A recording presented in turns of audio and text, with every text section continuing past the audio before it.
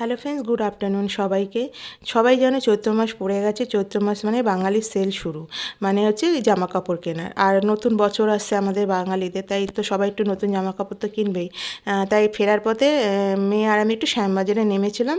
তা বললাম চল আগে একটু বাজার কলকাতায় ঢুকি, দেখি কি কালেকশান এসছে এবার। মেয়ের এই টি শার্টটা পছন্দ হয়েছে, ও বলছে মা এটা নেবো। তাই আমি বললাম ঠিক আছে নে। আর বেসিক্যালি নেমেছে হচ্ছে একটা জলের বোতল আর টিফিন বক্স কিনবো বলে, কিন্তু ও ঢুকেছে, কিছু না নিয়ে কি আর ছাড়বে। তারপরে আমি বললাম চল পরে আবার দেখবি, আগে টিফিন বক্স আর জলের বোতলটা নিয়ে নিই। তোর তো যেটাই দেখবি সেটাই পছন্দ হবে। তা এখান থেকে একটা টিফিন বক্স আর জলের বোতল নিলাম। জলের বোতলের মধ্যে একটা কালেকশান এখন দেখলাম খুব ভালো, সব কাস্টমাররা সেটা পারচেস করছে। মিল্টনের বেশ ভালোই লাগলো, আমিও মেয়ের জন্য একটা নিয়ে নিলাম।